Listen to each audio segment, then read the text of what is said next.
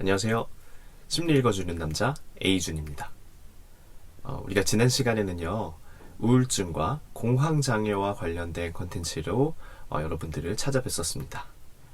오늘은요, 많은 분들이 요청을 해주신 자존감과 관련된 이야기를 좀 해볼까 합니다. 그래서 내 자존감을 높이는 방법에 대해서 이야기를 좀 나눠볼 건데요. 내 자존감을 높이는 방법들은 생각보다 굉장히 많이 있어요. 그래서 그 중에서 제가 상담을 진행하면서 내담자와 함께 자존감을 높여주는 방법에 대한 어떤 치유적인 작업을 했을 때 가장 효과가 많이 났던 것으로 오늘 이야기해볼까 합니다. 그래서 내 자존감을 높여주는 방법 중에서 셀프 칭찬하기의 방법을 가지고 여러분들과 함께 이야기 나눠보도록 하겠습니다. 셀프 칭찬하기는요, 다른 말로 하면 자기 사랑하기라고 이야기를 많이 해요. 셀프 칭찬하기. 이 칭찬이라는 말이 들어가 있기 때문에 우리가 이 칭찬이라는 말을 한번 되새겨볼 필요가 있는 것 같습니다. 칭찬이라는 말은요, 일단 기본적으로 타인이 있어야 해요. 그 타인에게 내가 어떤 성과적인 이야기를 칭찬해 주는 것이죠. 너 돈 되게 잘 벌었구나. 너 되게 상 받아서 1등 했구나. 잘했구나. 시험 잘 봤구나. 우리가 보통 이렇게 습관적으로 사람들에게 성과 위주의 칭찬을 하게 돼 있거든요. 그런데 보통 이제 우리가 다 알고 계시겠지만 칭찬은 어떻게 하는 겁니까? 네. 그걸 진행했던 과정을 어떻게 했는지 들여다봐주고 칭찬해주는 방법이죠. 네. 그래서 칭찬은 내가 과정을 칭찬해준다. 이것이 칭찬의 기본적인 요소인데요. 셀프 칭찬하기는 이런 방법들과는 좀 다릅니다. 어떤 것이 다른지 좀 살펴보도록 하겠습니다. 일단 셀프 칭찬하기는요, 딱 한 가지예요. 나 참 괜찮은 사람이야. 나 참 괜찮은 사람이야가 어떻게 셀프 칭찬이냐 라고 이렇게 되묻는 사람들이 많으세요. 그런데 언어로 표현하는 거죠. 네, 우리가 공황장애에서도 긍정적인 언어를 습관화하자라고 이야기한 것처럼 자기 자신이 거울을 보고요. 혹은 거울 보기가 좀 민망한 사람들은 그냥 읊조리듯이 이야기합니다. 나 참 괜찮은 사람이야. 나 잘하고 있어. 이렇게 표현해주는 거죠. 그런데 이게 왜 나의 자존감을 높여줄까? 물론 착각이라고 할 수도 있고요. 누군가는 뇌에다가 그런 무의식적 동기를 심어놓자라고 이야기할 수도 있습니다. 그런데 이게 어떻게 셀프 칭찬하기가 나의 자존감을 높여주는지 지금부터 이야기를 해보도록 하겠습니다.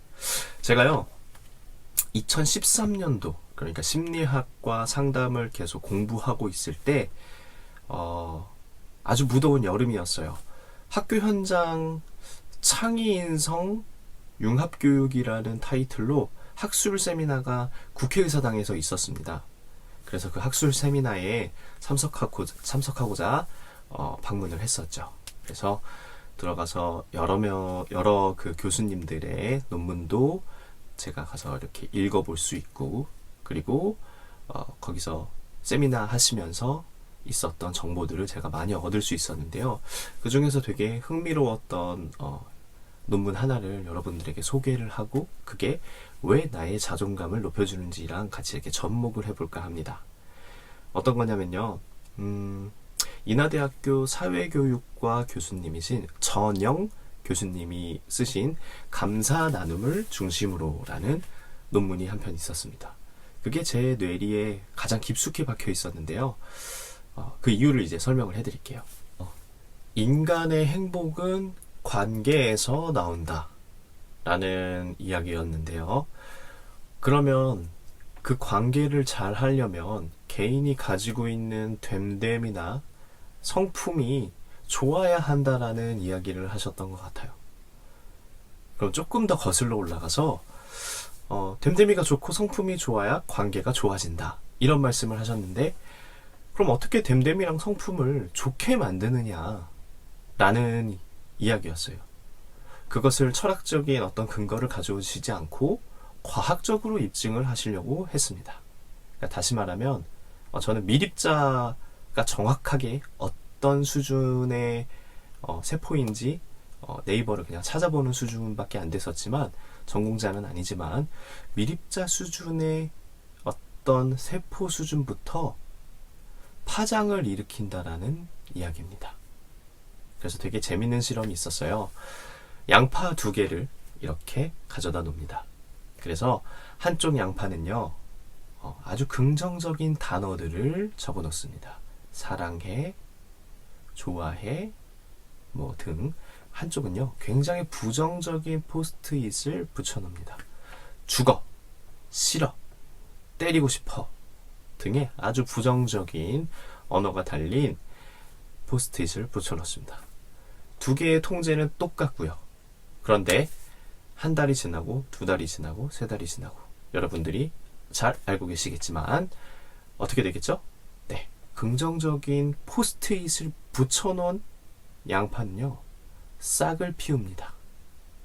그런데 부정적인 포스트잇을 붙여놓은 양파는요, 한 달도 안 되는데 썩어서 골마지게 되죠. 네, 썩어 문드러진다라는 표현을 쓰죠. 이런 이유가 왜 일어날까요? 네, 전영 교수님은요, 이것들이 미립자 수준에서부터의 파장을 일으키기 때문이다. 실제로 긍정적인 언어는 정말로 내 세포를 긍정적으로 만든다라고 말씀을 하십니다. 그렇다고 한다면 됨됨이나 성품은 결국은 자신이 말하는 언어에서부터 올 수 있겠다. 이런 결론에 도달할 수 있죠. 그래서 됨됨이나 성품은 내가 굉장히 좋은 사람이다 라고 이야기하는 것처럼 자신으로부터 만들 수 있다는 이야기입니다. 그렇다면 우리가 셀프 칭찬하기의 이 방법을 녹여낼 수 있지 않을까요? 셀프 칭찬하기, 아까 말씀드린 것처럼 나 참 괜찮은 사람이야. 이렇게 말하는 순간 우리는 양파에 긍정적인 단어가 붙어 있었던 것처럼 내가 참 괜찮은 사람이구나 라고 이 미립자 수준부터 긍정적인 기운이 파생되어져 나갈 거라고 생각합니다. 반대로요, 상대방이 나를 봤을 때도 저 친구 참 괜찮구나 이렇게 생각할 수 있는 확률이 높아진다는 거죠. 제가 실제로 상담을 진행하면서요, 이 셀프 칭찬하기를 내담자들과 함께 합니다. 일주일간 어떤 걸 무엇을 해오세요. 뭐 거울을 보고 몇 번을 외쳐오세요. 혹은 몇 번 했는지 기록해오세요. 이런 식으로 트레이닝을 내주기도 하고요. 실제로 제가 앞에 있는 상황에서 셀프 칭찬하기를 실제로 시켜보기도 합니다. 굉장히 자존감이 낮아서 어떤 것들을 할 때 무기력하고 하기 싫어하고 할 수 있을까를 고민했던 친구들이요, 이 셀프 칭찬하기를 통해서 많이 나아졌어요. 자신감도 생겼고요. 자신의 자존감도 잘 챙길 수 있었습니다. 그렇기 때문에 이 셀프 칭찬하기, 나 참 괜찮은 사람이야 라고 말하는 것이 여러분들의 자존감을 높여줄 수 있는 가장 효과적인 방법이 아닐까 생각합니다.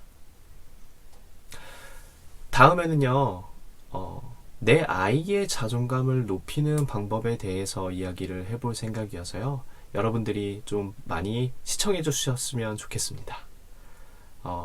오늘 정보도 도움이 되셨다면 구독과 좋아요 부탁드립니다. 감사합니다.